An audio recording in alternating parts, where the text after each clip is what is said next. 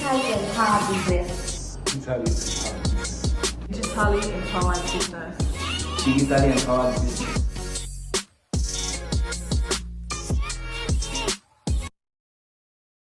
Are you ready? Digitally empowered business. Digitally empowered business. Digitally empowered business.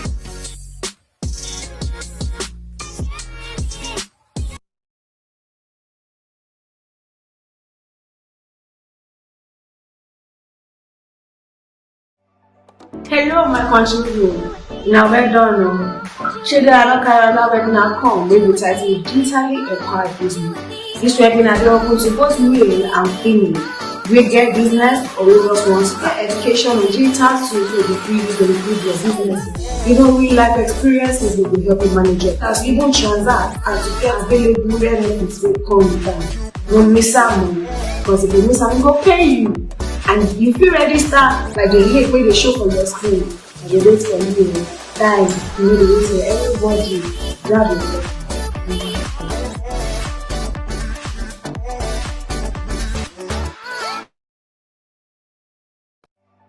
Hello, my country people. Now well done. Should I not carry on webinar come with the title Digitally Empowered Business? This webinar is open to both male and female. We get business or we just want to get education on digital tools to improve your business. Even real life experiences will be helping manage it. As even transact and to get available benefits will come with them. Don't miss out, because if you miss out, we go pay you. And if you register like the link where they show on your screen, and they wait for you, guys, you need to wait for everybody. Grab it.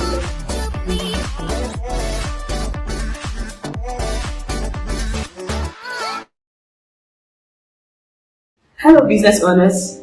Train Learners Monthly Webinar is coming up this August, and our focus is on the digitally empowered business, using technology to grow your business. Are you ready? Successful businesses in 2025, what do they all have in common? Is it hard work? Is it their product or service? Is it their team? Or is it the capital or the publicity? No. What they all have in common is technology. Technology is like a modern tool that you use to scale your business. Just like a farmer who uses modern tool to get more crops with less effort and more produce, and they have more time to rest, and they get the visibility they want. That's what technology does for you. You work smarter, you're more competent, and you have more visibility, serving more across different audiences, and it's easy to scale your business that way. What technology are you using? Technology is not just a trend to grow your business. It's not a tool to just have because others are having it. It's a tool for survival. If you haven't incorporated technology yet, harnessing its full potential, join us this August for the webinar titled The Digitally Empowered Business, Growing Your Business with Technology. See you there. Register.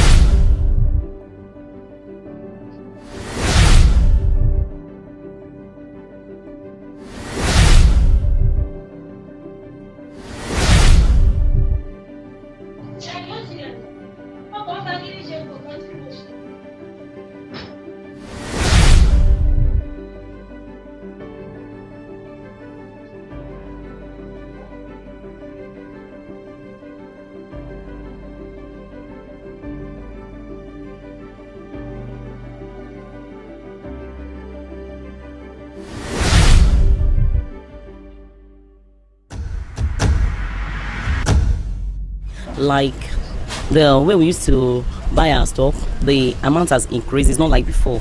Like last week they added money. When we want to buy our markets, if you want to buy, we can buy maybe like, let me say, like 5 million. But now, because of the increase and the dollar rate is really affecting it, and now if you want to book market, you have to hold like 7 million, because they had to increase them too are complaining the dollar is affecting their production. So people that are buying it too are complaining. So the economic is really affecting us badly.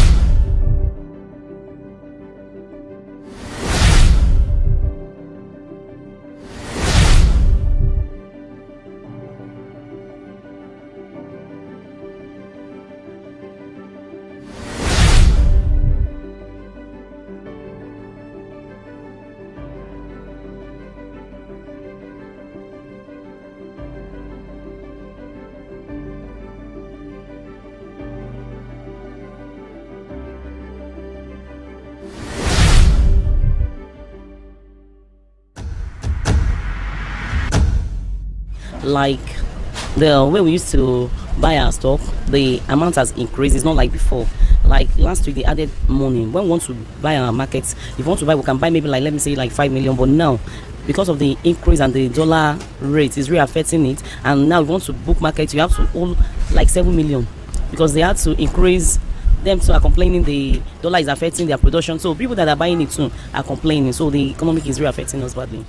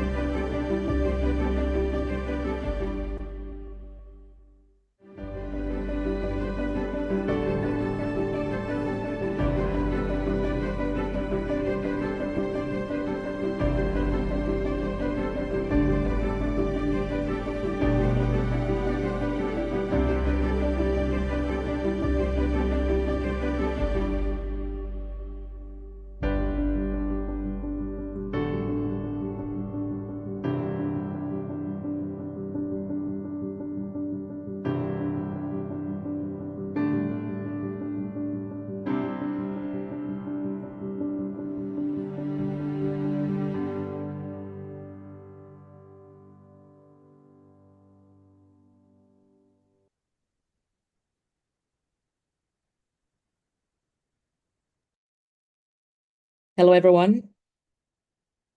I need a show of emojis if you can hear me. Can you hear me? Hello, aloha. Can everyone hear me? Anyone at all?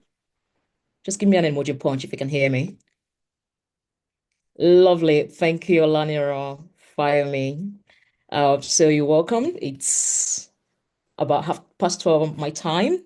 And I would just like to say good afternoon, everyone, and welcome to today's webinar powered by TradeLender. But before we get started, I wouldn't like to be just another, boring webinar where everyone's video is all short. I can't really see faces, but at least I want to feel you. So I know that we have a lot of great business minds here, and I'm still going to introduce myself briefly.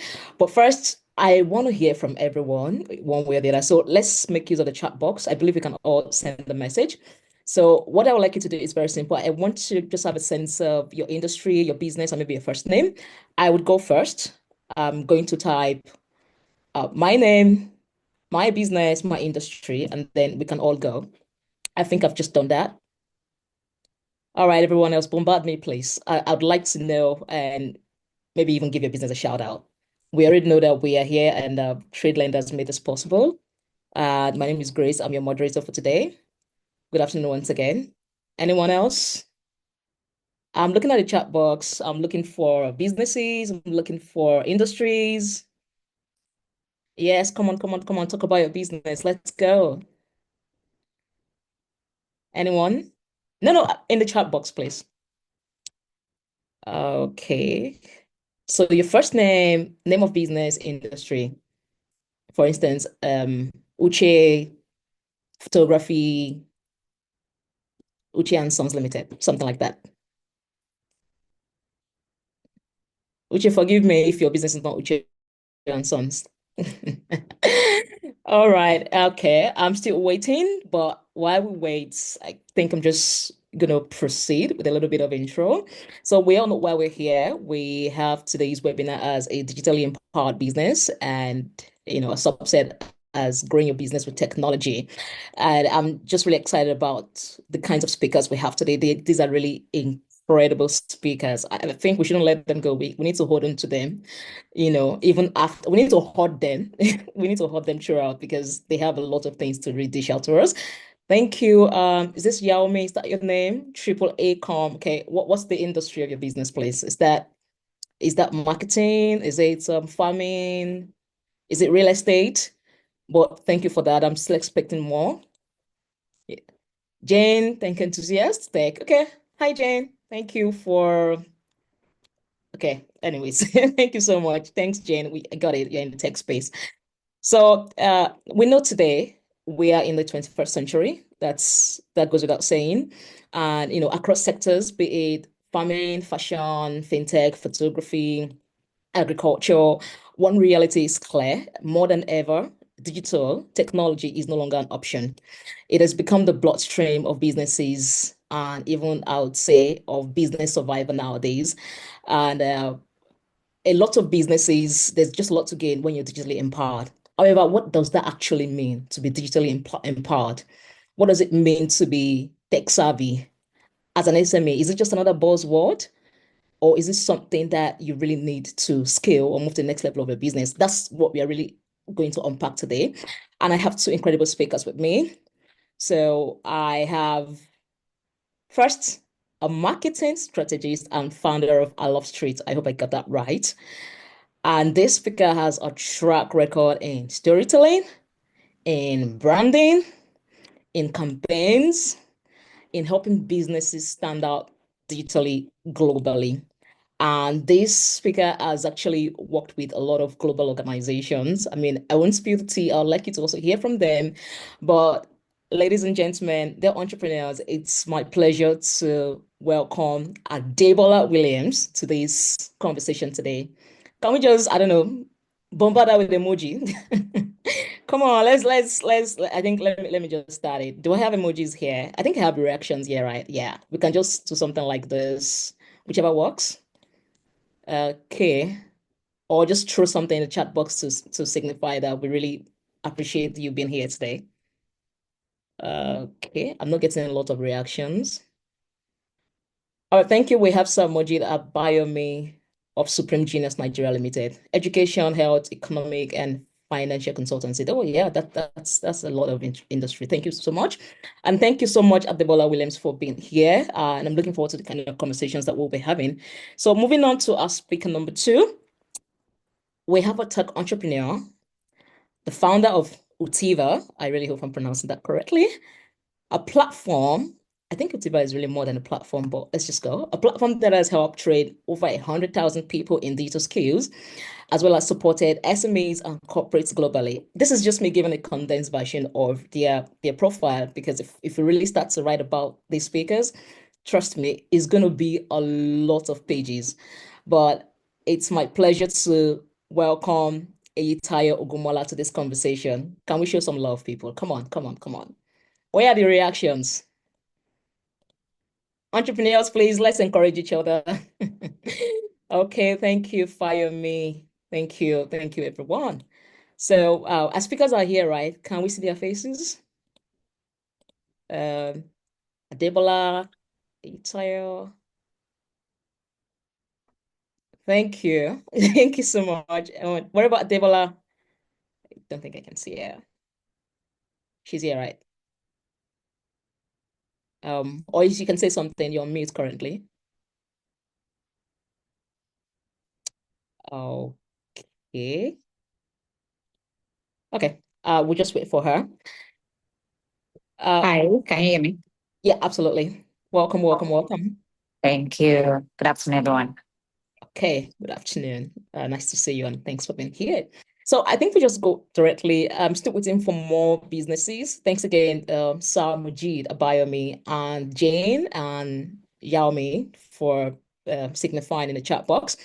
So we already know what these experts do, and combined, the expertise spans across branding, storytelling, tech adoption, workforce development, and so on. So I'm pretty much excited to dig into the practical aspect of this conversation. How SMEs can actually leverage digital tools, let me just say digital for growth. So let's dive in. I'll start with, who can guess now? Who can guess now? I'll start with Adebola, of course. Okay, so Adebola, beyond the cliche, what exactly does a digitally empowered business mean? I really want us to be very practical. What does that mean exactly? I think You guys hear me? okay. Yeah, I can hear you. Go ahead. Oh, okay. Hi, everyone. Good afternoon. Hope you've had a great week. Welcome to my second favorite time of the week. It's the weekend. So, so in today's world, a digitally empowered business is a business that leverages digital tools and systems and designs, for their operation, for their processes, and especially for their growth. And the reason I'll be talking about the growth part is because I've worked in marketing for a while. So since I joined marketing, actually, I'm not as old as that. People that started marketing way back, where there was no digital tools, they had to do a lot of outdoor traditional marketing. You've heard of that. So the newspapers, the TV adverts, mostly the billboards outside, regular ones, the flyers that I think people still do some of these things, But now the world has evolved. Technology and digital technology has increased. We improved the way that we do marketing and growth for businesses. We have moved from spending on things that people can hold to being in the places that people actually hold. Everybody's holding their phone, So now a digitally empowered business in that regard is going to be a business that understands all these available tools that it can use from as little as Google Suite for communications, using Google Docs for collaboration, using Google Sheets for collaboration between teams, using Google Keep to take notes of things that are important, to even using AI now, to improve their processes, to improve how they collect what's it called, orders, to how they even like send orders out. Everything is digitized now. And any business that really wants to grow, any business that really wants to that does not want to what's it called, disappear into the time, and then it's really once upon a business Any Mhm. business that doesn't want to be once upon a business needs to get with the time because that's what is happening. And it's beyond social media, it's beyond marketing and advertising. It's also even your products, even how you sell, you know, everything can be improved with all these digital tools that are available. Some of them, of course, are free, some of them are paid, but they are all available. So every process of your business that you do right now, there's a digital tool to improve your system. It's as important. And every business should take advantage of those available tools and resources. Well, thank you so much. That was really, really insightful, especially when you were talking about how it has evolved beyond traditional footprints to just being online right now. But you spoke about very, very interesting things. And one of the things I picked out were when you start calling the tools, and you did say that it's evolved beyond social media now, which is very true. And then you called Google Suites, Google Docs, Google Sheets, the social media part of it, AI, and I'm looking at the skies. I'm like, okay. And now I'm gonna fall back to Eitayo. Eitayo, you ready for me? Hey, I am. Okay, so this is really interesting because uh, from what okay, There's just a lot of noise coming. yeah, I don't know where that's coming from. Now, from what Adebola said, we've had a better picture of what a Sorry, can digital the host, impact I'm is. really struggling to hear you. Can the host help us mute? Yeah, okay. I Yeah. can hear you. Okay. So from what Adebola said, we've had some, a deeper inkling into what a digitally empowered business means in today's world. She has also talked about quite a number of tools, especially AI tools. And either way, you can agree with me that it's a lot of tools. And I'm like, where do they even start? Like, where do I even start? So the question is this. SMEs feel often overwhelmed with anything digital, go digital. What does that mean? It seems vague. So if you could strip it down, like the barest minimum, where exactly should they actually start? Yeah, very tough one. Uh, yeah, very tough one. I mean, because different businesses have got um, different demands in terms of what technology can do, right? But usually, this is not a conversation of technology, right? This is a conversation, it's a conversation of value. You understand? Most times when you approach trying to be digital from being digital, right? You just get lost in the entire technology conversation, right? But when you approach it from value, you know, then it becomes really barest in terms of, what you've just asked. Let me give you a very typical example. When I started Utiva, I wasn't trying to start, and that's my company, right? Unlike other smarter people, like Addition of Trade Lender, they wanted to be tech entrepreneurs. Yeah. I just wanted to make money. Yeah, I just liked the fact that I could make a lot of money, helping, Africans learn technology skills. And that was because I had I drove around the whole of Ikeja. Mhm. This was in 2018. I drove around the whole of Ikeja and I realized that everyone that was providing the value I wanted to provide were doing that from a physical facility. Yeah. you know. So I started asking myself, what can I do better than these guys? But not just trying to be a tech addict. I wanted to provide value to people that would want to get the same offering without coming to a physical presence or a physical location. Mhm. So adopting technology usually starts with unraveling what is the biggest problem for your customers, right? And once you identify the problem, and the problem doesn't have to be, the problem could be as simple as my customers want to pay me, and sometimes they have to go to the bank, or sometimes they have to go to a POS machine, or a POS outlet, or sometimes it could be, I've got a customer that is based in this location and I want to deliver value to that customer in that location, but we have to do it manually. And again, you have to also put yourself as a customer because you are also part of the value chain, right? You are the one delivering value. The customer is paying for value. So there's a value exchange. Mhm. Now, sometimes you might have to look inward and ask yourself, am I able to get the value my customer is providing to me fast? It's always starting with asking you, and I'll give you a few different examples. Starting with, what do I do to capture the value my customer wants to give to me? Most times it's money, feedback. They want you to supply them something, or they're asking for a certain thing, and you get to get that information late. So there is a value the customer wants to send to you that you're not getting fast or you're not getting at all, right? Or you are spending a lot of money before getting the value the customer wants to give to you. That is the foundation upon what you build digital transformation on. You build digital transformation or you build technology adoption on the conversation of value. So let me give you the examples I wanted to give. Some few months ago, I realized that when people come on our social media platform, that is Utiva, Yep. right? We've got a marketing team, and Grace will probably disagree with me on this, and Adebola will also disagree with me on this because these are marketing experts, right? So people go on our social media platform, they talk to our marketing team. Our marketing team will talk to them back, then take that data, the mobile number, the email, the da, da, da, da, and send it to the sales team. And the sales team will then convert them. That's the journey, But you don't adopt technology by listening to what all these great experts tell you. You adopt by listening to what the customers say. So when I started talking to my customers, I would hear things like, "Oh, I reached out to your marketing team yesterday, but the sales team haven't reached out to me back." Because it takes some minutes, even if it's seconds, for information to go from the marketing team to the sales team. So I got tired. Mm. Got tired because I wanted to help my customers. And in turn, I wanted to also help myself. I realized that the value my customers wanted was acid hot. That was the value they wanted.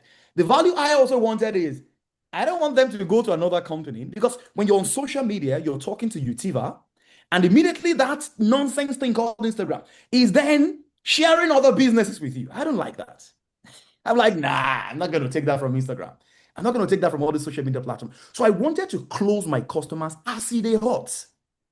So what I did was to go on a research and I asked myself, how do I bring marketing and sales together on one platform and my customers on one single platform? I didn't know that before that was possible until I listened to my customers and I realized that my customers wanted as they hot. Then I went back to my team. I said, you know what? I don't care what you guys tell me. And they all disagreed. Every single one of them disagreed because they wanted the marketing team to incubate the leads before it gets to them. But I told them that wasn't what the customers wanted. The customers wanted to talk to you right now. Now. So we then solved that digitally. Yeah. So most times when you are approaching digital transformation or digital change, the best approach is to start from the foundation.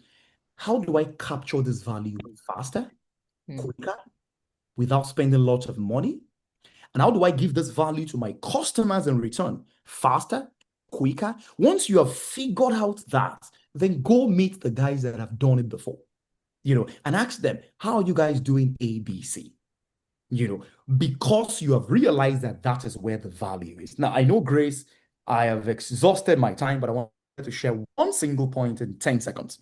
Okay. What I then do next is I then go and create a scenario with AI. I then go on ChatGPT and I rant on ChatGPT. See, if you can rant on ChatGPT or rant on any AI platforms will also rant back at you. So I'll go on AI platform and say, oh, I'm struggling with this. And I usually don't like to type again because of AI. So I'm getting lazy. So I'll just do a voice note and send to AI and say, oh, my marketing team has this problem. My growth team has this problem. I have this problem. Give me a simple technology solution to this problem. And then it walks me through that journey and says, if you do this and do this and do this, but remember, if you tell ChatGPT that without you having a background foundational knowledge of what is value to your customers, you will just be layering another tech, on your company before you exhaust out. And I wouldn't recommend that. Yeah. Does that make sense? Okay. Thank you so much, Aitayo, and thank you for all of those scenarios. Absolutely wonderful. So I think, okay, I won't disagree with you, but I won't say I agree with you entirely. However, if there's anything at all, I think I would allow Adebola to go deeper on that. But you said you've hit the nail on the head. You did say start from understand the value. So in other words, not the tools, right? More like reverse the whole thing. It's not top to bottom, it's bottom to top. So figure out at the fundamentals, what exactly the problem is, and then capture all of this feedback by listening to your customers, which is actually also very, very apt when it comes to marketing. And from that, isolate the problems and go and rant on tools, which plugs back to what Adebola said. You just gave us a little bit of context into how this can actually be adopted practically. Yeah, yep. I think we're all getting this. So just a quick one before I go back to Adebola. For everyone listening, I know you all have businesses, you have questions, do send them in. And as we go along, we'll take questions. I know it's a very short-term webinar. I don't know why TradeLender has made it, 1 hour. Just make it like 5 hours, man. Anyways, that's by the side. So also, I want us to capture some interesting points. If something stands out to you from what our speakers have said, I would say put them in quotation and send. For instance, when Adebola was speaking, one thing that struck for me was it's beyond social media, and I quickly captured that. And now Itokwe said something, Asidiot. Customers want Asidiot, so that has stuck as well. And then, rant out and AI rants back to you. All right. So sending your questions, capture these. You can also drop these as we go in. I'll ask TradeLender to help collate all of these things and probably put them on social media as we go ahead. So back to Adebola. Back to Adebola. See, Aita has said, yeah, rants on AI, then it's to suggest the tools to you and so on. But it's not cheap to use tools, And when you are a founder, you're an entrepreneur, you're always trying to keep the bottom line. And today, many SMEs are running on shoestring budgets. So how can they still build a digital presence that wins customers and keep the overhead?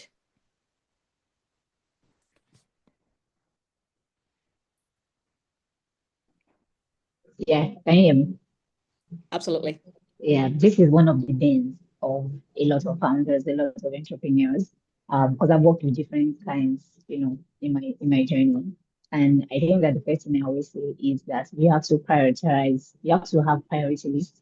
I remember when we in secondary school and they were teaching us economics, one of the things that they taught us in economics SS1 class was scale of preference, right? Where you have to do a priority list as to what are you understand your business, you understand the problem you're trying to solve. So the next question is now, what are the tools that are available to solve these problems? Then you prioritize those tools that you need according to the need. For example, if you're a small business and sales is like your major goal at that time, you should prioritize sales tools, sales software, than you to be prioritizing AI, maybe paying for AI for everyone in the company, maybe paying for Twitter Premium, paying for what's it called? Some heavy softwares that necessarily wouldn't get you, the goal that you're trying to achieve. So that's how I usually look at it. Per time, per quarter, depending on what your business goals are and how you tweak it in your. Can you guys see me? Because I can't see. We can hear you. Oh, okay. Yeah. So per time in your business, you have goals that you're trying to achieve. Just because your goals from January to hold on. I'm just trying to get the noise away from the background. Just give me a minute. Okay.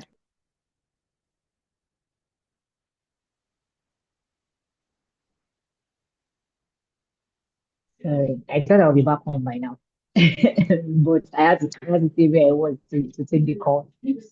So I was saying that your goal as a business from January to March, or January to June, could be sales, like heavy sales. Maybe you have some collections. Maybe you're a business owner that makes clothes, and you have collections. Your factory guys, people that work with you, are going to form collections out January to March and June. So your goal at that time is sales.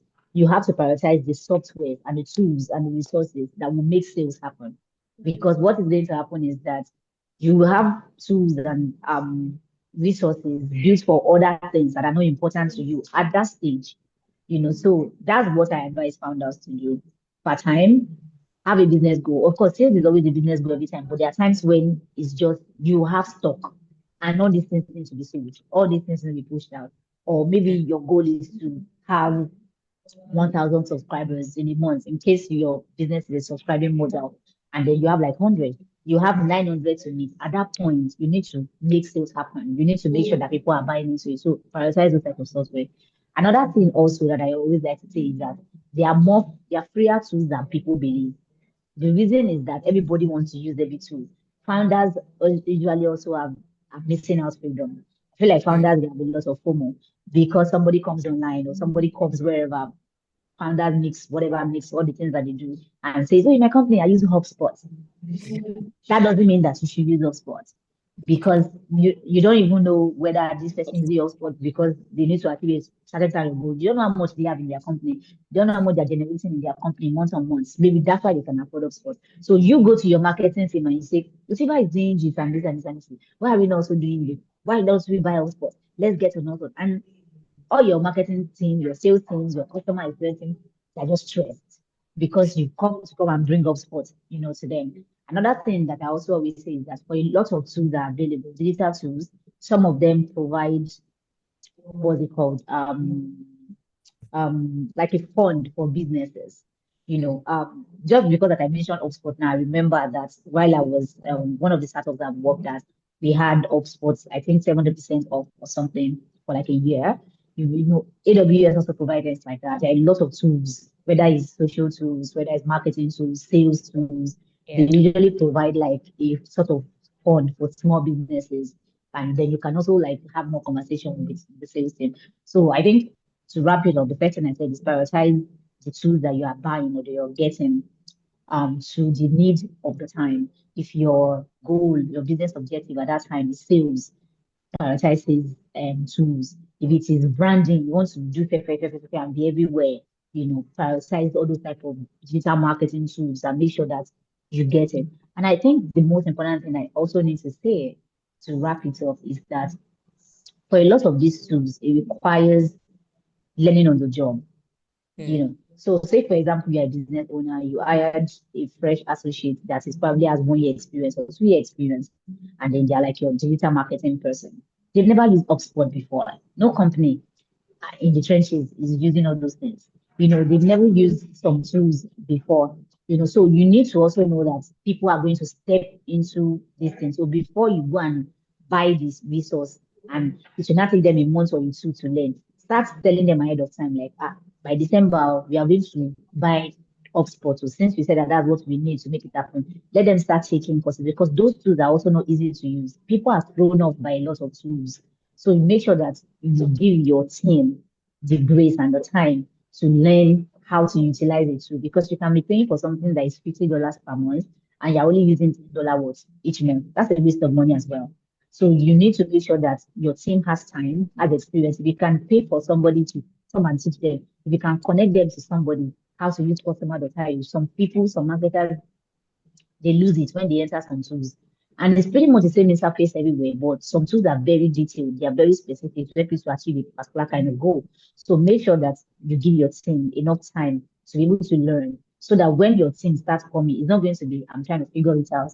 I don't know what I'm looking at. So those are like my top 4 advice to founders or business owners that don't want to shoot their overhead but still take advantage of available tools. This is so invaluable. I think we should all steal you. Can we steal you already? Can we take you back to our companies? Thank you so much for that. And I'm really enjoying this personally because somehow there's this how do I put it now? Interdependence, like the insights you're sharing versus what Eyitayo is feeling, right? It's just so interwoven, and that just goes to show that you both are experts in your field. You've tested and you've understood the process and what works. So yeah, how to maximize your budget and process, prioritize, understand your, what do you call it? What's that word I used in secondary school? Is it priorities of scale? Was that the word you used?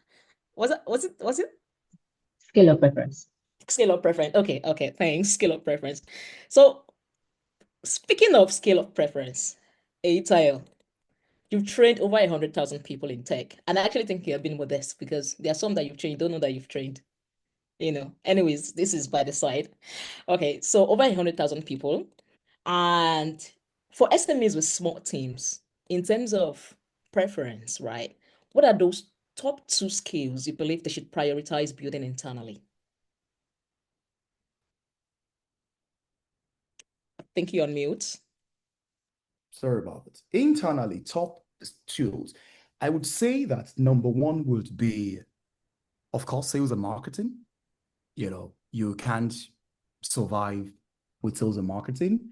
However, when it comes to sales and marketing, I hope nobody on my team listening. I don't like when you prioritize content. Like, oh, let's create more content so that we go viral. Let's create more content. I'll give you an example. Utiva's I like to use my company as an example. Our popularity has dropped massively, and our content creation has increased massively. So our team is creating more content every day. I go on the trenches of tech and I talk to people. Do you know Utiva? They're like, nah, I don't know you guys. So Okay. what is the content you're creating? Where is it going? And that is that's how I want to connect that marketing and content creation skill to a very good analytics skills.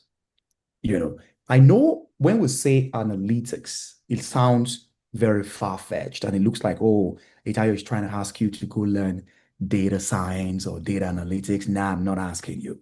I'm only saying that fall in love with numbers and fall in love with figures. Now, sometimes, and this is coming from someone that hates it, I don't even like anything numbers. I think my team understands. If you want to blind me, put something in numbers. I'm a marketing and sales person. I'm a talking person. I don't have the time to go deep dive into numbers. You're going to kill your business if you don't. So sometimes middle of the night, I'll just wake up. I will just pull up our entire analytics on social media, and I'll just be staring at it. And I don't know what it's saying to me when I'm just looking at it. I don't know what it's saying. I'm just looking at it, and I'll download it and put it on ChatGPT, and I'll say, help me make sense of this thing. What does it mean? But don't ever believe whatever ChatGPT is, because that's another younger brother. They always lie. They would deceive you. So when ChatGPT tells you something, or other AI platform tells you something, you need to probe further and say, oh, what does this mean? What can I do about this? What is happening here? And when you're done, you also want to reach out to people that are more experienced to ask them. So in terms of the top skills you should adopt if you want to be very digitally savvy, there are thousands of them, there are hundreds of them, but I think every business rises and falls on marketing and sales. So you should start with sales. So start with falling in love with tools that would help you make sense of your sales. So let me give you examples. Number one, find a very good CRM tool. And it took me 2 years of running Utiva to understand what CRM is really about. If you're not using CRM, you don't know what you're missing. You're missing a lot. You're missing a lot, and you probably haven't woken up. No matter the business you do, if you have 10, 15, 3 salespeople, get them to use CRM. And sometimes getting your staff to use a tool can also be very difficult. So follow through with what Adebola suggested, and other things that would help you become more effective. So always ask yourself, what other tools can I use? Now, final thing I want to mention is if the tool is free, you'll probably be among broke people. There's a reason the company has put a premium on it. Now, I know Nigerians don't like to hear this because everybody in Nigeria likes free things. I don't think it's a Nigerian thing. I think everybody in the world would love free things, right? But see, if it is free, then they've put you in the bracket of broke people.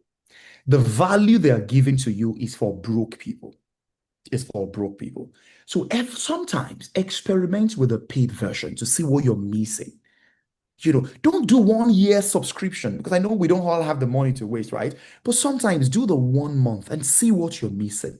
But be honest with yourself, because sometimes you're missing something, but the broke in me doesn't want to agree that I'm missing something. I was thinking, something I'm getting for free. It's a lie. You're missing something. There's something missing there. So let me recap. Number one is this: start with marketing and sales, because that's on that is the foundation of your business build. Number two is when you do marketing and sales with any tool, download the analytics. You might not understand the analytics, the data, no matter what it happens. If you post in a day on your social media platform, go at the end of the day and check the report. How many people view? Don't just post and feel bad that, nobody commented or liked. Because I used to do that before. Sometimes you don't need the comments. You don't need any likes. What you need is people just seeing it. Sometimes you just need people. I know my head of marketing don't like to hear this because like, oh, we didn't get any likes, any comments from that influencer when he posts. Like sometimes you don't need comments. What do you want to eat with the comment? You want to eat it? Going deep into the analytics and check what is happening behind the comments that everybody sees. There's a lot more behind. Sometimes there are more views and less comments. Sometimes there are lots of comments and less views. And then the third thing you want to do is pull that analytics into any simple basic AI to tell it, explain this to me. But when it explains to you, don't stop. Continue to probe, ask more, and then talk to your friends and say, Baba, and I will teach you this. If you run a business, 30 minutes every day, you must be talking to other players in your ecosystem every single day. Every single day. Don't miss out that day. Every single day. Talk to other players in your ecosystem and share your problem with them. But finally, if you're using free products, it's a good place to start. And I'm not trying to broke shame us because I love lots of free versions, but sometimes subscribe in the paid version. And don't do 1 year because these people too are sometimes, you can say I'm not a good speaker, right? Because I use a lot of foul languages. Sometimes these guys are thieves. They want you to just subscribe and put your card there. Don't do 1 year, do 1 month. When you do 1 month, then test it and see what value did you get. But be honest with yourself and don't let the broke in you talk. Tell the broke in you keep quiet. The rich in you say, what value are we getting here? If there's an extra value, right, then you might want to pay more, for that product. I will stop here. Thank you so much, Eyitayo, and don't worry, you are not a poor speaker. So you've really unpacked a lot of things, and marketing, sales, very, very important. At the end of the day, the money is important, right? It's not charity, it's business. You're spending and you want to earn income from your business. Well, just to balance things a little bit, especially for entrepreneurs who might be just trying to understand the role of marketing, sales, content creation, storytelling, because I'm actually going back to Adebola now on storytelling. I think to an extent, right, content creation is actually different from content marketing. Although Adebola would go deeper on that, when she's speaking. And when content is done isolated, then it might be very difficult to see the impact. However, when content is done integrated, a lot of times you do see the results, and that's where the analytics plug and play comes in. So now I'm going back to Adebola, and this is it: content, storytelling. You've heard Eyitayo's honest review about that. He doesn't really think it has a lot to do with this, but in practice, right? How can a small business, say a food brand business, for instance, or a fashion retailer or an event business that just started, how can they use storytelling or content to stand out online in a way that actually rubs off positively on the ROI? My belief right now is that it's a really good time to start something new. This is a really good time to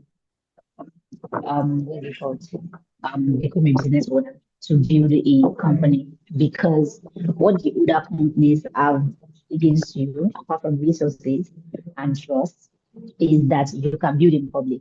People are loving the building in public thing right now. Everybody is building their business in public. There's a girl so I just got on TikTok this year, like a couple of months ago. I've been avoiding it because I knew that I was gonna like the place. So I got on TikTok, and one of the first pieces of content. That's for my phone. Oh, okay, I thought it was from my end. Can you guys still hear me? I'm not really sure. Hey, MTN. Can you guys hear me? Loud and clear, loud and clear. Yes, go ahead, please. Okay. Loud and clear. Okay. So one of the first pieces of content I saw was this girl that was freshly out of school, and she wanted to sell shoes. She's always been obsessed about shoes. So her first TikTok post that she made was her showing how she used to wear her mom's high heels when she was a child. So there were pictures that were scrolling past, and then she showed when she started buying her own shoes, all the different shoes that she liked, and then she showed how people started asking her for shoes when she was in school, and she was just able to really connect.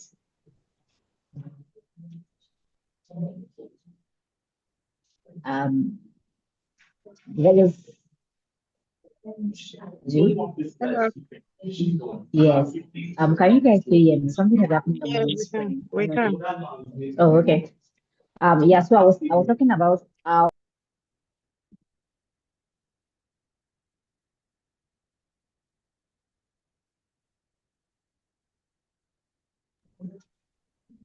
Hi, can you guys still hear me? Yes, please. Hear you. Go Oh, ahead. okay. Yes. So apologies. So what I'm trying to say is that that lady has been building that business for about a year.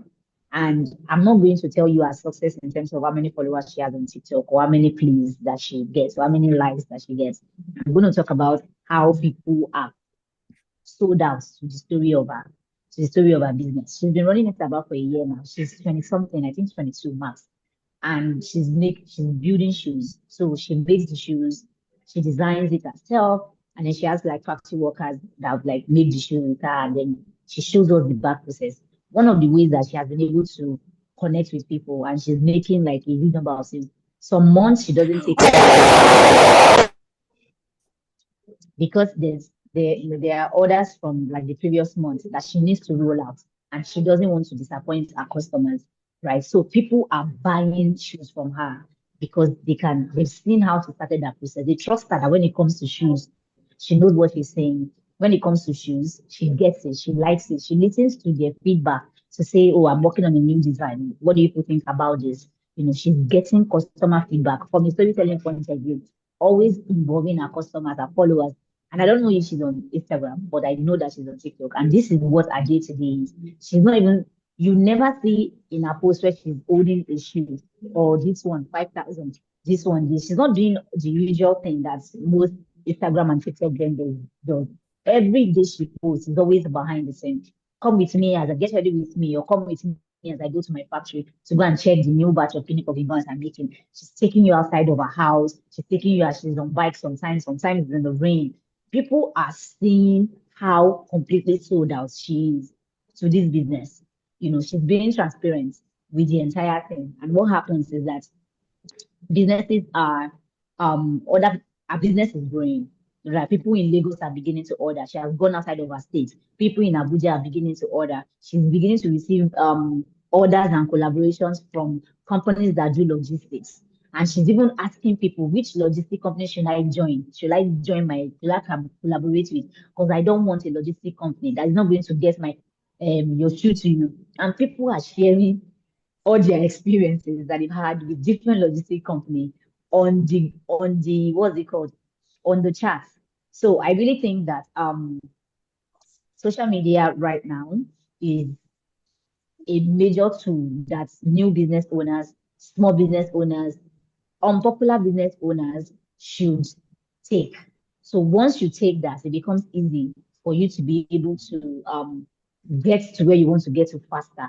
Build social first, right? Build social first. If you are new in the business space, you are trying to break through and you want a level of brand awareness, you want more people to know you, you want more visibility, you want more eyeballs. I'm not saying you should not have your website. I'm not I saying you don't should not really run agree your with website. you. I don't What know. is it? I don't agree with you. I'd Okay. rather do the hypothetically. I'd hypothetically. Am I on another call? I feel like things are happening that I don't understand. Yeah, I think there's been lots some interruptions. Apologies. Okay. Well, can Yeah, I can I can I definitely go continue. ahead? They're working on it. Yeah, please go ahead. Yeah, so if you are starting like a business afresh and you want more eyeballs, more visibility, do your website thing, do your whatever else marketing that you're doing, but concentrate a lot of your efforts on social media. Depending on the type of what's it called, business that you do, we determine the kind of places where you would also like go. So there's the reason why LinkedIn is the way that it is. There are people that they are business owners that use LinkedIn day in, day out. That's where a lot of their sales generation is from. That's where a lot of their brand visibility is from. There are some that is Instagram. There are some that is what's it called? Um, what's this other one? Twitter. There are some that is whichever one that you people want to go to. I'm also a strong believer in if you want to use storytelling to differentiate in today's world, you don't have to like be everywhere. You can pick one or two social media and just kill it. If you kill it in your own, if you pick Twitter, for example, and that's where all your social media efforts are going, you are learning how Twitter works, you are learning what works beyond going to go and tweet something under a viral post. You are actually doing stuff, you are setting trends, you are talking to people, you are in conversation, you are doing social listening. If you do that and you grow, take that same what's it called, energy and zest, take it to Instagram, do the same. People already know you on Twitter, then you start coming to Instagram. It feels like you are importing those people to your Instagram. Do the same because what happens is that a lot of businesses are everywhere and they are expanding all their resources, they are expanding all their team members, and so the content feels stale because we have to post. It's Monday morning, we have to post. We have to post on LinkedIn, we have to post on TikTok, on Instagram, on Twitter, on Facebook. We have to, some people even have WhatsApp community groups where they also post. The one person, it's two people that is doing all of these things. After a while, the juices will run dry. But if you're able to see where are our target audience, what do these people want? There's an understanding of your target audience that you should have, that you should be able to know where you can pick them up at any time of the day, Monday to Friday. If you're Monday morning, where are your customers? You should be able to know. You should have that level of deep understanding of where your customers are per time. And from that information, be able to say, I think we should prioritize LinkedIn for now. For the next 3 months, let's focus on LinkedIn. This is what growth will look like on LinkedIn. And then once you figure out all of those things, you are able to tell stories that connect with people. Don't just tell us about your products. Business owners are always saying, "Oh, this is the earring, company comes." Yes, I've seen it. It doesn't mean that I'm gonna buy it because guess what? I don't even want selling earring. Somebody else is also selling earring. Somebody else is even selling this exact type of earring, and maybe their own cost is even cheaper. Maybe you're selling your own for 5,000, and somebody else is selling their own for 3,000. Why should I come and buy from you that is 5,000? It depends on how you tell your story, how you show what is happening in your company, how you show what is happening when people wear, the earring or use the product. So go behind, go beyond, come and buy. Oh, this is 2.5. This is go beyond pricing, go beyond this thing, and bring the soul of your as a company or your business out. What does your business do for me as a customer? What does it do for me? Why should I buy from you? You can share all of those things with storytelling, And thank God for now. I'll be on social media right now. They are also what's it called? I'm trying to find what they call them now. Micro creators. It's a creator economy. People don't believe Body Bugu as much anymore. People are looking at what other people are saying. Like if I wear this earring now and I'm on my Instagram, I'm not even an influencer. I'm just a regular girl that posts fine picture on Instagram. And just because consistently every time I wear a dress, it is this particular tailor that I post. Every time I have an OAB, it is this particular tailor. It is always her, and my dress always eats. People are going to the what's it called, to the tailors to say, hey, I saw you made a dress for the Bola, can you make the exact same type of dress for me? So take advantage of your customers and what they currently use. Everybody is posting online, everybody is using things. Just tell them they buy something for you, they have a good experience for you. Tell them, no, you can tag us on your social media. We really appreciate that. Move on from that. When they tag you, repost. Talk about how this was so amazing to tell to them. It fits them. They look beautiful. They look great. Yada yada yada yada. Move away from that. Look for a way to repurpose that same content another day, which is where I'm going to like ballpark. A lot of businesses make one content. It was good, even though it's not good. You make one content and you leave it. I am the queen of repurposing content. If you give me one piece of content, I can do it 20 other ways, 20 other formats. And people who have no idea that it's the same thing that I'm saying. Because you have to look for how to always twist it. If you make a tweet and it was good, it is straight, how to make sure that your earrings, your string earrings don't break. The girlies that wear string earrings are liking it. How do you bring that to Instagram? How do you show it on Instagram, right? That same one, turn it into a blog post. That same one, turn it into a piece of video on your YouTube or on TikTok. Make it a series. Break things away. It's not, stop being stuck in how social media is done. Social media is fluid and you can call the shot on how you want to do things. If somebody does a trend a particular way, you can set another trend by adding just one more thing on that trend and people will start following that trend as well. So go social first. If you really want to blow up, if you want visibility, if you want eyeballs on your business, and if your business is very visually stimulating, so maybe people that make clothes, people that sell shoes, people that make perfumes, people that do lifestyle type of goods and services. It is usually stimulating. Go social first. Just go social first. You've done everything before. You've put a lot of energy and effort. Put all of that energy and effort. Just make sure you have your strategy right, and then be consistent with it. Repurpose your content. Use it in 10 different ways as much as you can, and you will have better results that you currently have. Thank you so much for that. Thank you so much. Sorry that I took so long with that. I'm No, really so passionate about content. it's okay. And storytelling. Yeah, this conversation is actually very important. Like I said, we want this to be very practical, and Trend Leader is really, concerned that people need to understand this, the essence of digital adaptability, digital transformation, and because they also have a lot, to do with businesses, and over the years, the way they've been positioned to help businesses financially and otherwise. But then the problem has always been, these businesses, do they even understand what digital aspect, or digitizing their businesses, like what exactly they have to do, and trying to also distill the noise, remove the confusion, before they put their products into their businesses. So one thing before we go, another thing I gained from what you said is social media is fluid. You can call the shots, you can set the trends. All right.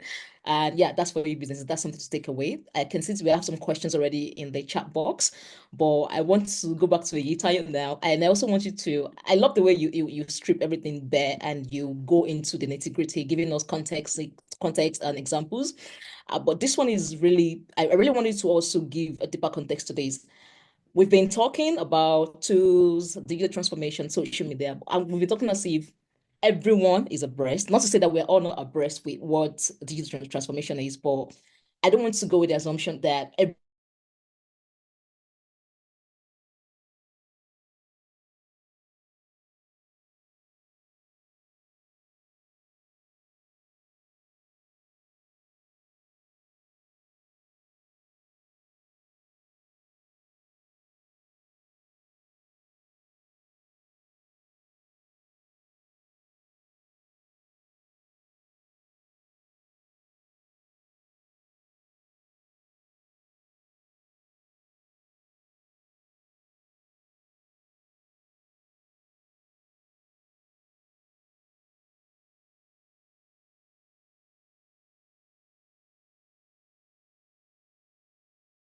How are they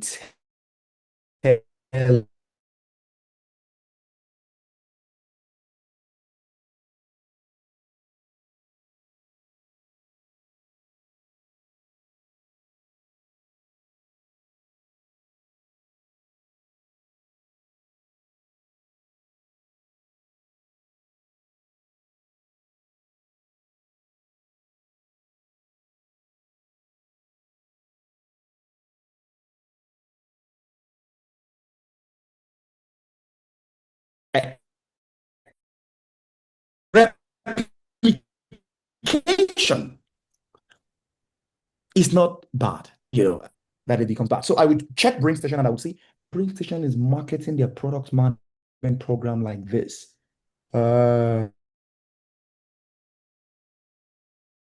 It makes your thinking a little, and then it makes you execute fast. So I will stop saying copying. I will use a much more better term like replicating, like benchmarking, so that they don't quote me and say, hey, Tyler said you should copy and paste. But you get the gist. Benchmark. When you do that for the first 3-4 months, see, you would have immersed your company in what successful people do. And when you're already getting the traction little by little, in fact, one thing I would also advise is that tag them. Tag them. Let them know you are copying them. Tag them. Tag them. You understand? You see, people are searching for some companies, and it's okay when they search for them and they find you. So what I did then was that every successful brand people are searching for, I would put my own hashtag.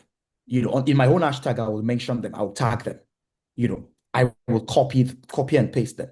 Now, this is only for you of resources. If you don't have a lot of resources, but once you have resources, right, you can then begin to bring in people and say, hey, I want my social media platform to look better. And there are No, I don't agree. Use. Stop it. You know, Now, there are and there are tools that you can also use, right? There are tools that can deliver insights to you every week. There are tools that you can use to do research on what your competitors are doing out there. And the tool some sort of like compiles a report and gives you that report and say, hey, these are the things that your competitor posted. These are the things. Now, remember, this advice is only for you if you don't have a lot of resources, you don't have teams, you don't have people, you are like one single entrepreneur, or you have just a team that is not very savvy on digital marketing and all these things, you might just want to learn from other players and see what are they doing. Now, if you have resources, right, I think that you should create a very simple SOP, for your team. What you can do is you can hire someone like an expert like Adebola and say, Adebola, I can't hire you full time. Grace, I can't hire you full time. And all the marketing experts that are there, I can't. I don't have the money. And that's how I talk to people when I want to hire them. Grace, I don't have the money to hire you. This is what I have. I have 10 naira. Can you help me create an SOP with my 10 naira so that I can give that SOP to my marketing guy and tell the marketing guy to follow through? Now, you know what is interesting? The SOP Grace is going to give to you. The SOP Adebola is going to give to you. They will think that is the barest minimum. They would say, this was the SOP I used some 5 years ago. It's not important. Who? What is not important to Adebola and Grace today, right, is all you need today.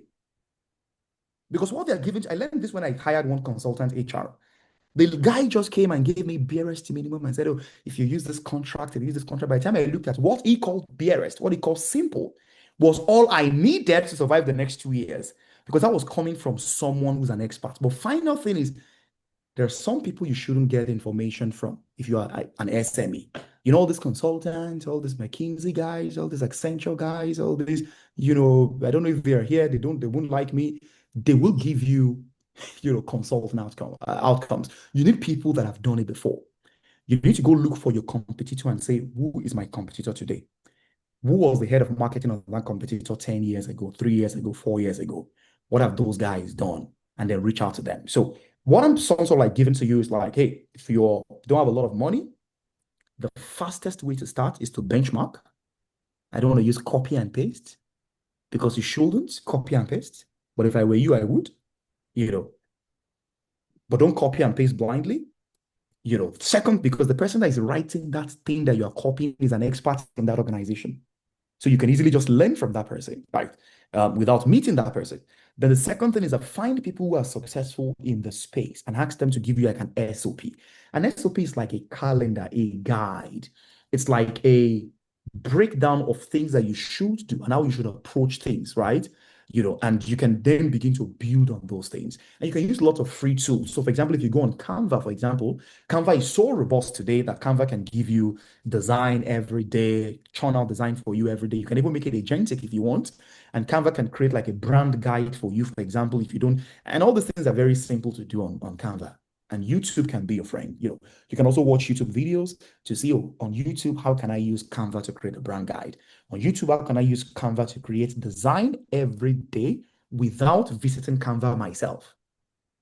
So I don't know if it's possible. If you guys realize that it's possible, you can make Canva to become agentic, such that Canva can generate design for you every day that you will post on your social media platform without you typing on Canva once you create that standard. And all those little things are the things that you can use as a way to get started. But again, for many people that are very skeptical on, oh, should I copy people? Should I not copy people? Don't copy anyone blindly. But the mindset you should have is that, oh, if I cannot hire a social media marketer and a company hires a social media marketer, then that company has one expert. If the expert creates a content in a day, I will go on their social media platform to see what the expert is writing about that company, and then I will use that as the standard for my company, because you don't have a choice anyway. But then until the next 3 months, when you're a little bit stable and you realize that, okay, I have my first 500, likes, 500 views, 500 followers. Next thing you want to do, before you hire someone to handle your social media, don't go and hire an intern and say, oh, I now have an intern. The intern is handling my social media platform. The intern will do what he knows. and what he knows might not be sufficient to help you grow your business, first go find an expert to give you an SOP, a guide, right? And then hire someone to execute that guide. Drops mic. Thank you very much. Thank you so much. And I think there's really nothing to say. There's nothing further to say. We have some questions here, and I would like to pick one of them. So Adebukola says, many Nigerian businesses go digital, but stop at social media. So I think Adebola would be taking. Okay, no, addressed to Mr. Itai. Okay. So many Nigerians go digital, but stop at social media. What's the next step to actually transform into a digitally empowered business, Mr. Itai? Interesting question. So everyone stops at social media, right? What is the next thing to become a digitally transformed business? Yeah. Number one, it requires, human capital, human capital investment. If you are thinking at that level, then you're probably past the social media thing, right? The next thing you want to start thinking about is we need to empower our entire team, and the team starts with you, empowering everybody on what digital competition actually means, right? What do we do as an organization to begin to outcompete the other players in the space? Investing in your people is like the first thing that you want to do. Now, the second thing that you want to do is to then begin to expand your digital scale, or scale your digital presence through growth models and partnerships. Right. Now, your own digital presence can only go as far as your capacity is, right?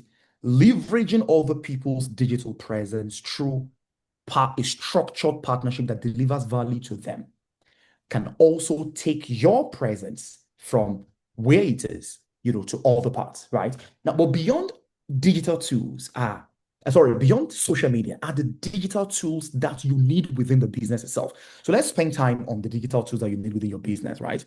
The first one is, of course, the suite that your entire team uses, to run the business, right? For some people, they will think about that the Google suite, right? For some people that are not as rich as people that are within my own bracket, right? They will use, platforms like Zoho, right? I'm enjoying it, So the platform that you use to coordinate internal operation is as important as the level of efficiency that you want to achieve internally, right? That's number one. Now, I am not going to advocate for Zoho, right? But I am advocating for a tool that helps you to centralize your entire database and operations. Now, what do I mean? You want a single platform that you can use for sending out emails, a single platform that you can use for maybe also building your landing page for your company. That you can have a website and have a marketing landing page, because there are two different things. A website might be too clumsy. Your landing page is designed to help anyone that visits your ads to close them fast. So you might want to have another tool for that. You might want to have, not another tool, the same platform that coordinates the two.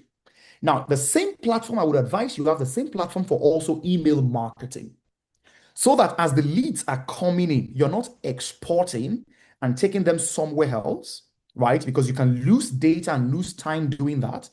So you might want to create a system, or maybe not create a system. You might want to use already established system like the Zoho that I'm not advocating for. You use the same platform, and I'm not marketing them. The data goes from their landing page straight into your Zoho campaign, right? And then you are using the same platform, to do other things. So digital transformation, or becoming a digitally savvy company, is not only on marketing, it's on coordinating internal operations. So if you look at my company, for example, we have tools for almost everything we do. Almost everything we do. Almost everything. We want to sign a contract with a client, we have a tool for that, and coordinating all those tools within one single platform has helped us to become more efficient. my staff, they want to ask for leave in the morning. You wake up in the morning, you want to ask for leave. You don't have to call me. You don't have to send an email. You can just request for a leave from the platform. I get the notification. I approve, I reject. It saves you the time of putting a call through to me. It saves you the time of calling me and then telling me, I tell you I've forgotten, and then you call me back. So you want to think about all these tools from, again, the value that I talked about. What is value to you as an organization?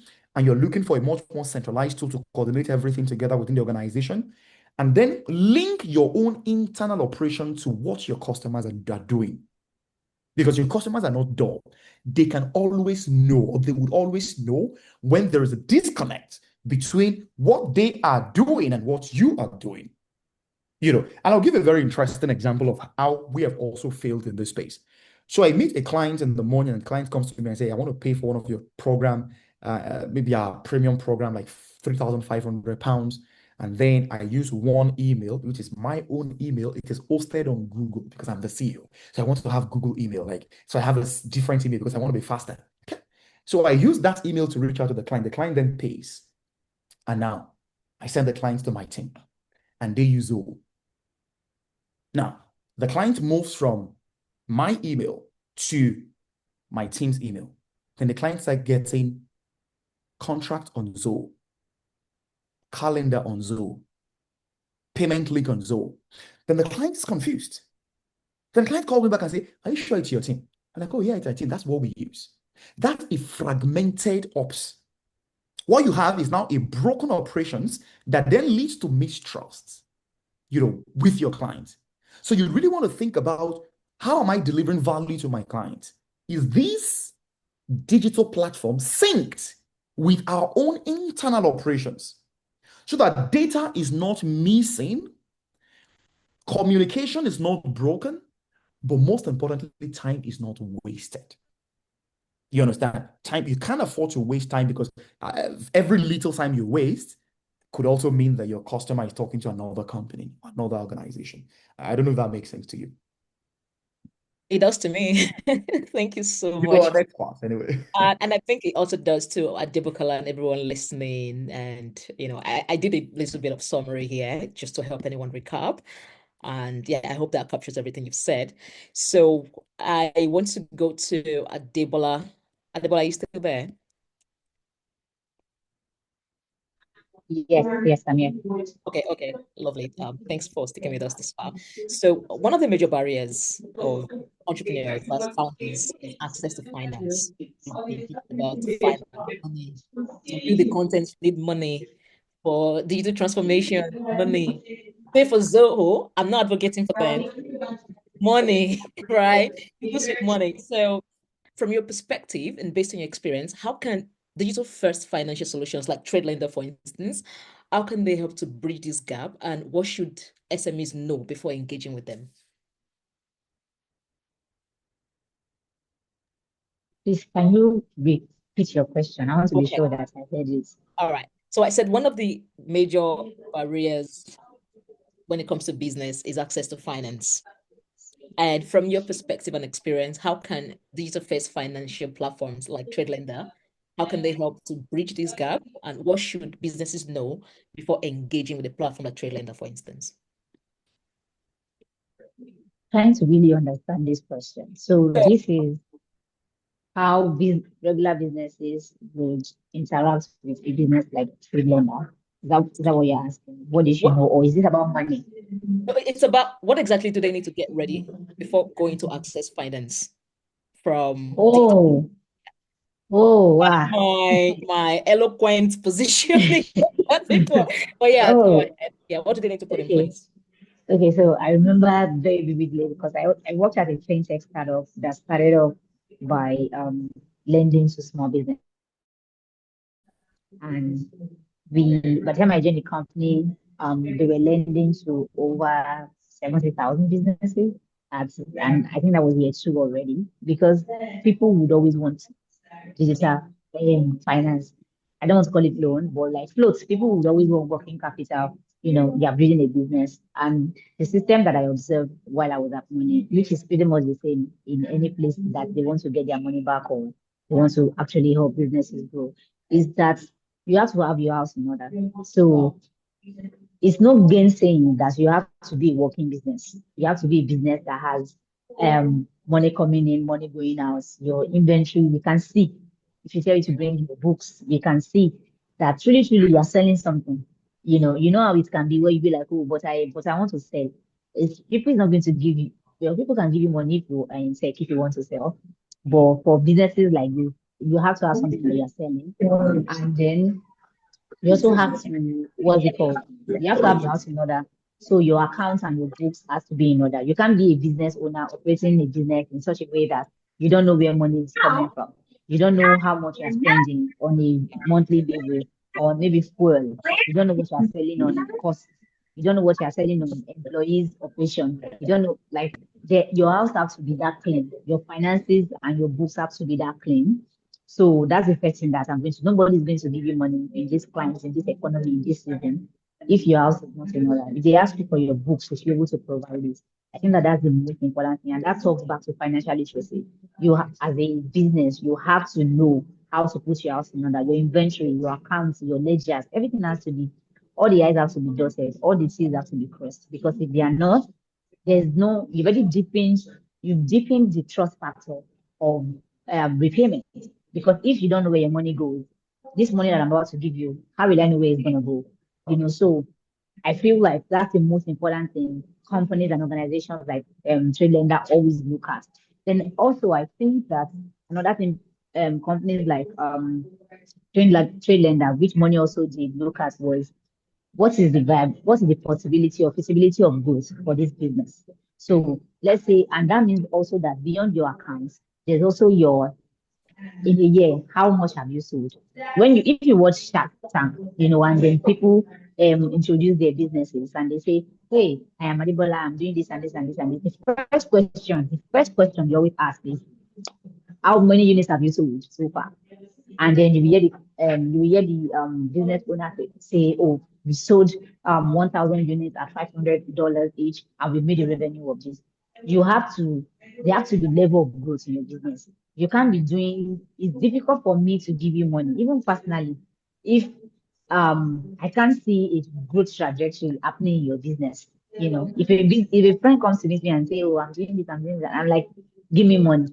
I'm going to be like, am I putting my money in something that is shipping a sinking ship, or a ship that is going to float and going to get to the shore? So that's also another thing, and that's a combination of different factors. It's a combination of business growth, business development. How are you thinking about your business? And I think finally, you should be able to communicate. You should be able to communicate your business value to people that or organizations that can give you money. So it's beyond the elevator pitch. It's beyond oh, I'm trying to build the clinical of Africa, or I'm trying to simplify clinical reimagining something. All those things are great. But beyond that, what does that mean? What does that mean to an organization? How do you carry yourself and go and pitch to a company, to an organization, to give you money, to invest in your business, to give you working capital at a particular rate for a particular time?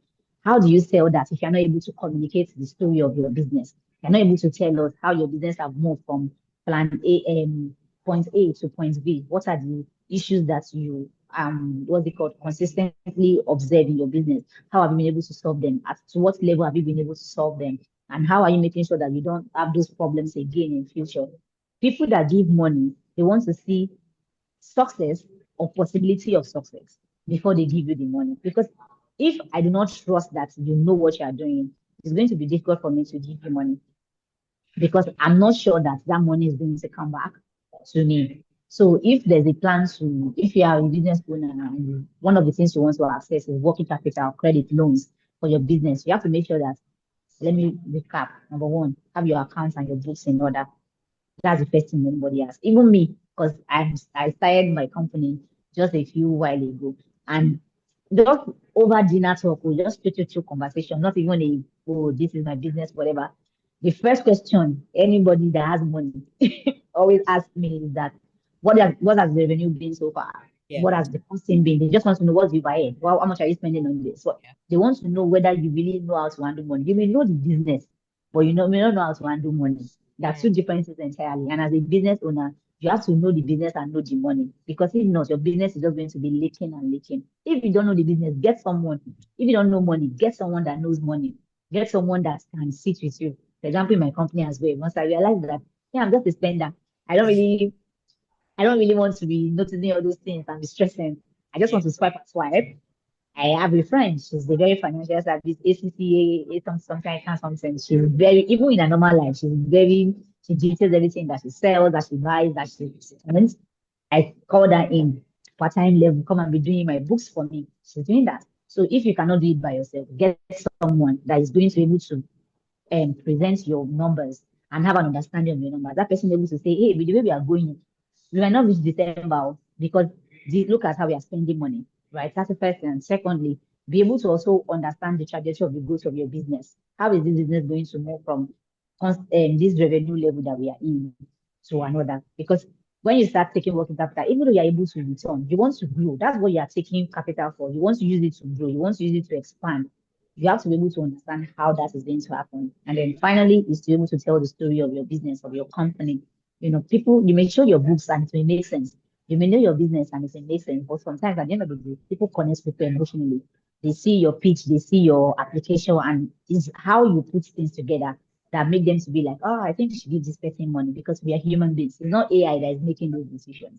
You know, it's still people that is making these decisions. And sometimes what moves people to open up their palms to you is because of how you presented your story, how you are talking about your business, how you believe your business is going to turn out. That can be the reason somebody give you money. You know, so those are like my three core important things to businesses that want to get, you know, working capital flows and then finances from what I've tested. And I also think that to add one final thing, there are a lot of maybe not a lot, but there are a few what's it called, opportunities and resources out there. Also, I feel like people don't usually like put their ears on the ground for. You know, there are ways to also like have access to. Sorry, can you guys hear me? Yeah, absolutely. Yeah, there are ways to also access finance where it's not what's it called? You have to also learn what the model of lending is. So most people just want to sign. Oh, I've asked trade lender or I've asked Seneca Kinikon for money. They say they are going to wire us next week. And your mind is there. They're not really looking at what are the terms of agreement? How do I understand? Because they're not dashing you money. It's a what's it called? It's a business transaction. You have to look at the things. You have to or bring somebody on board that is going to make sure or ask questions when you get these offers. Ask questions. You said this in the contract. What does that mean? You know, oh, you say this a lot. What does that mean? Ask questions. Nobody is going to hold you for not understanding everything about anything, especially when it comes to money. Just make sure that you ask the right questions. You take advantage of other available resources as well that can increase your chances of being able to access money. So there are some organizations that give money, but you have to be a member of the community. For example, they have to know you. They have to have built credibility and trust with you. So on first approach, they may not give you money. They're able to give you tools. They may host webinars like this to ensure that you are equipped to be able to build your business. And the more you engage with them, the more they observe you, the more they interact with you, the more trust that you also build with them. And then you cannot get to the level where you're able to also like receive from them in terms of that business engagement. Yeah, so yeah, that's about it. That's a lot. And so much insight from that and so much value. Thank you so much. And I hope that everyone is taking notes. So because of time, I think I'll just like pick two other questions, but just to buttress some of the things that Adebola has shared. See, this thing is, I think it's a very big problem because so we have the funders, people that want to finance. We have a lot of investors. You know, we have platforms like TradeLender, sometimes even the banks, you know, Microfinance Bank, and a lot of initiatives, even grants, accelerators coming up here and there, you know. And for instance, in my company, SME Picks, we've collected over $2 billion in funding opportunities for businesses. And the common challenge when they come to me and they're like, oh yeah, this looks like something we can apply for, and I say, okay, yeah, go ahead. This is how to apply. All of the processes, they're already there. And then they go, wow, there's a lot of things they're asking for.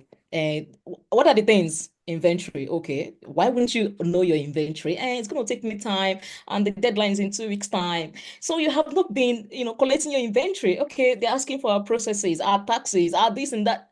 So there are tools that actually help you centralize this, which also goes back to what Eyitayo has been clamoring. Get a tool to centralize your internal processes. And if you can do that, you don't have to, you condense time, you are more productive, and you are not running helter-skelter when these things arise. And when it comes like TradeLender, for instance, when they come with these webinars to level the playing ground, they're saying, look, we want to encourage you to get these tools to be digitally ready so that we can empower you. I think this is one of the things that businesses really need to take very seriously. So there's a question here for Eyitayo. I think we've answered this, but if you want to touch on it, that's fine. But I think we've answered this. Olaniro goes, do I need a mentor to have a guide on what I need to focus on in building my business from scratch, or do I need to join a community? So yeah, I'm gonna sandwich your questions, Eyitayo, just because of time. So that's one, but I think we've touched on that. Then the other question is how can I? No, I think this is for. Okay, I think this is the only question for you. You've already answered the first one. So yeah, could you touch on that? Do I need a mentor to have a guide on what I need to build, Absolutely. or do I join a community? Yeah, absolutely. I mean, both, right? Both. It's always good to be in communities that are within your space. Gives you the opportunity to see what other people are doing and also learn from them. That's number one. Number two, it's always good to have mentors, and don't theorize it. Make it a little bit more practical. You can't say you have a mentor and then you guys are not talking every week, right? Or as many times as possible. So I would say the simple answer is it's good to have a mentor. It's good to have a community that you're a part of. But most importantly, you as the entrepreneur also need to go out of your way, to go learn some things. Don't be too busy to learn. You understand? I think this is my last question, so I'm going to leave you with what my ancestors used to say, that it is what the birds eat that determines, how far the bird can fly. That is the way to think about running a business as an entrepreneur.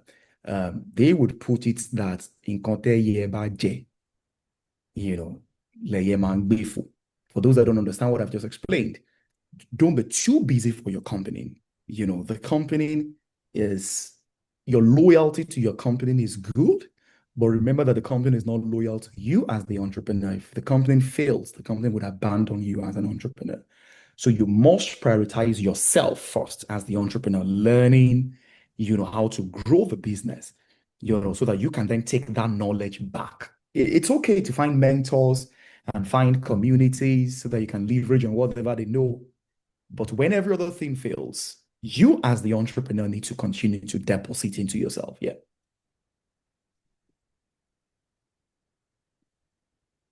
Okay. All right. Thank you so much for that. And I think this is a good place to pin. If there are any other questions, value and importance of branding, I think we've already talked about that. I think Adebola has said a lot of things extensively on that and why you need to be visible. And just to summarize, right, we are in an age and time where there's just a lot of noise and you need to just be loud out there. Gone are the days where you think, oh no, I'm going to be on the background. I don't want to shout, I'm humble. Let my work go out. No, there's a lot of works out there. There's a lot of good works actually. And that you need to be more vocal than ever. But also while being vocal, understand the kind of content you're creating. Don't just create content for content's sake. Always ensure that it distills back to what you're selling. Don't be all salesy. We've heard Adebola, she was giving an example of, I think, a business on TikTok, how she pours out the soul of our business into our social media, and everything she posts is not just salesy. And also, double down on what Tayo has advised beyond social media accounts. Empower your human capital, starting with yourself. Go out there. Don't be too, how did you put it? Don't be too busy to learn, right? Scale your digital footprint via partnerships, very important. There's only so far and you can go alone, but by the time you pull in others, especially when you're still starting out and you're a very slim budget, you need to capitalize on those brands that you really admire and brands that they're already where you need to be. However, be careful so you don't bloat out their results, or because they already have existing track record. So if they say, we've done $1 trillion in revenue, you also can't say the same thing, but then you understand what to imbibe from their processes. Centralize your internal ops, very important. Don't on calls you're doing Zoom, on emails it's Google, and then you're using Microsoft, but for Sheets you're using Google Sheet, and then your form is on Typeform. Everything just scattered and disjointed. You don't want to do that. You want your life to be as easy as possible, and learn to also sync your internal ops so it coordinates with your external processes as well, so customers are not confused. And if at any point you're confused, rant out using AI tools, but be careful when you're using them because they could be wrong. So you have to know what you're giving to it so that they can give you the best of the best. And also distilling all of this back, TradeLender is doing this as one of their processes to level the playing ground, I would say again, and just remove that barrier and create opportunities. And when it comes to financing, if you're looking for money for your business, you've come to the right place, really. You've come to the right place. And I believe that the team members will be reaching out to everyone who has participated to share offers or, any goodies that they have. But let me just check if there's anything for everyone. Do we have some item 7, or should we just close this? All right. I guess this is just a few seconds. I want to check if there's anything that so what I'm going to do, I'm just going to quickly run through the benefits of using TradeLender. So of course, send and receiving of your payments. They've digitized the process, so it's really easy to send and receive payments from anywhere in the world. You can seamlessly recharge your airtime for yourself and I believe your team members. Access to finance, very, very important. You need to keep things fluid, things going. Also, you can't keep things flowing without optimizing your processes with digital tools. Absolutely. And that's why they're having this, we're having this conversation today, and so on and so forth. So capacity building, like what you've seen now, access to new markets and opportunities for exportation, which is actually, I think this is one of my biggest desires for wanting to use TradeLender, because of that exportation opportunities, meaning they give you like a broader market and you don't have to be constricted to the market or your current customers, as the case may be. So that will be all for today. Thank you so much. It's been a very wonderful time. Thank you so much, Eyitayo, for joining us. Adebola has had to drop off to catch another meeting, and we also appreciate her. Eyitayo, thank you so much. In case people want to connect with you on LinkedIn, for instance, is your name the same on LinkedIn? Is it Eyitayo on LinkedIn? Okay. And your company, Utiva, that's the correct pronunciation, is that? Okay. Awesome. And everyone already knows TradeLender. Okay, yeah, he said I just sent his link. So TradeLender for money.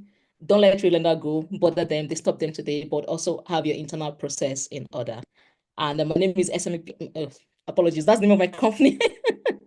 My name is Grace. I'm the founder of SME Fix, and we help to collate a lot of what we do. And in a nutshell, is we give African businesses and founders access to voice and capital globally. So we help you collect a lot of funding opportunities, and we tell you stories. Those two things that you actually need to move from zero to hero. That's what we do. Thanks so much for having us, TradeLender, and do have a lovely day.